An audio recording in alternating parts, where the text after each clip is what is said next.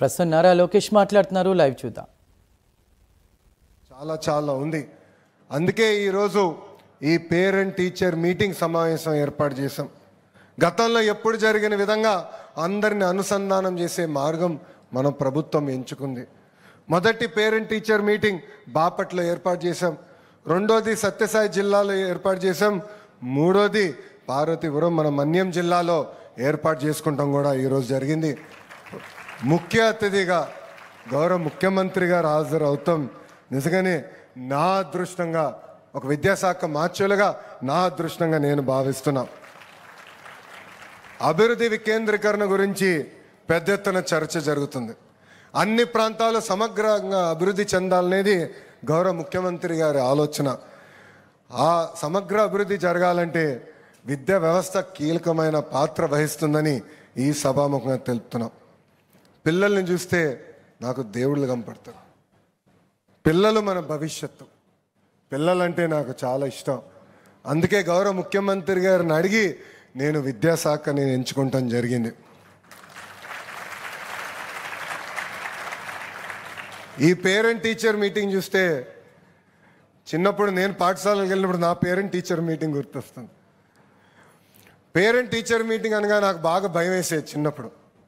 ఎందుకంటే మాది ఒక అల్లరి బ్యాచ్. మా క్లాస్ టీచర్ నా పైన ఎప్పుడూ కంప్లైంట్ చేసేది మా తల్లికి. నా పేరెంట్ టీచర్ మీటింగ్కి ఏనాడు గౌరవ ముఖ్యమంత్రి గారు రాలేదు. అలాంటిది మీ పేరెంట్ టీచర్ మీటింగ్కి గౌరవ ముఖ్యమంత్రి గారు హాజరయ్యారు. ఎంత పని ఒత్తిడి ఉన్నా నా దేవాంశ్ పేరెంట్ టీచర్ మీటింగ్ నేను తప్పనిసరిగా వెళ్తా. అన్ని పనులు మానుకుని వెళ్తాను. ఎందుకంటే పిల్లల్ని పైకి తీసుకురావాలని బాధ్యత కేవలం ప్రభుత్వాన్ని కాదు, ఇక్కడున్న తల్లిదండ్రుల పైన కూడా బాధ్యత ఉంది. అందరం కలిసికట్టుగా మాణిక్యాలని తయారు చేయాలి. ఈరోజు మేము చూసాం పిల్లలతో మాట్లాడడం ఎంత అద్భుతంగా, ఎంత కాన్ఫిడెన్స్తో మాట్లాడారంటే నేనే ఆశ్చర్యపోయా.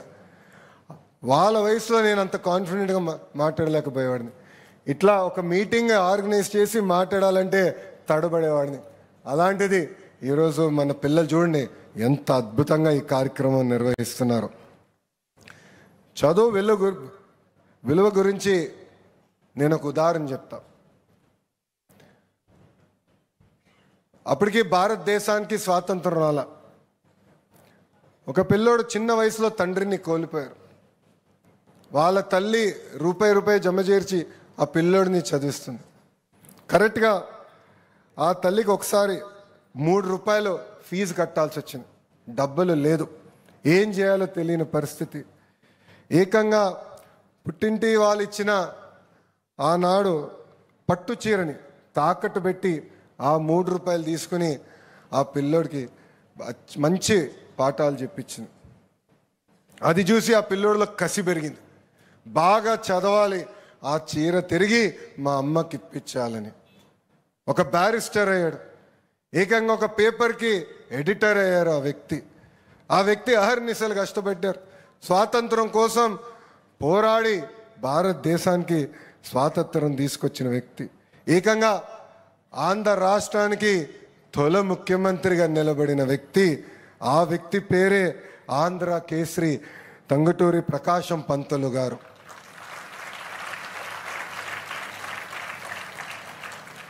ఆయన తల్లి పేరు సుబ్బమ్మ.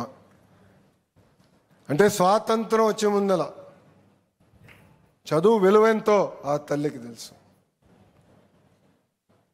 ఇది ఇక్కడున్న పిల్లలు మనందరం మర్చిపోకూడదు. ఈరోజు మనం ఈ స్థాయికి వచ్చామంటే మన తల్లిదండ్రుల త్యాగాలు చాలా ఉన్నాయి. కొన్నిసార్లు మన కోసం ఆహారం పెట్టాలని వాళ్ళు భోంచేయని రోజులు కూడా ఉంటాయి.